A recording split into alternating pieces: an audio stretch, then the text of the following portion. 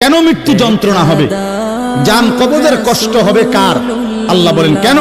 এই ফালা সাদ্দাকা ওয়ালা সাল্লা, আল্লাহ বলেন কারণ হলো সে আমি আল্লাহর কথায় বিশ্বাস করে নাই, আমি আল্লাহর উপরে বিশ্বাস করে নাই, এবং ওয়ালা সাল্লা, 5 ওয়াক্ত নামাজ আদায় করে। এজন্য ভাইয়া, যার ঈমান নাই তার মৃত্যু যন্ত্রণা হবে, যার নামাজ নাই আল্লাহ বলছে সে ভীষণ কষ্ট পাবে মৃত্যুর সময়। আর বাকিটা তো আছে, ওয়ালাকিন কাযযাবা ওয়া তাওয়াল্লা, বরং সে আমি আল্লাহর উপরে মিথ্যা আরোপ করেছে, ঈমান আনে নাই। ওয়া তাওয়াল্লা, আমার প্রতিটা হুকুম থেকে মুখ ফিরাইয়া নিছে।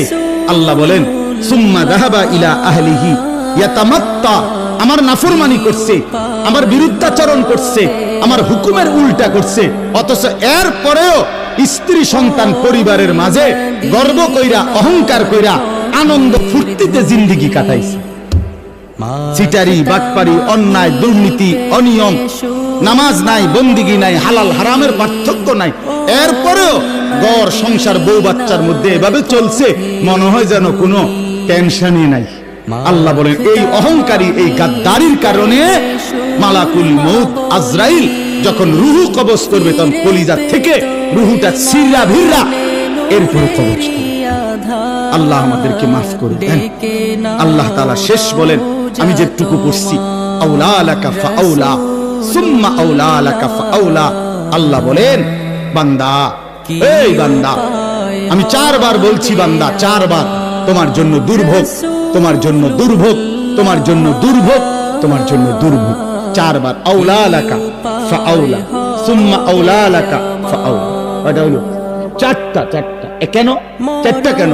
1, তোমার জান কবজের সময় তোমার দুর্ভোগ, 2, তোমার কবরে দুর্ভোগ, 3, হাসরের মাঠে দুর্ভোগ, 4, জাহান্নামে দুর্ভোগ।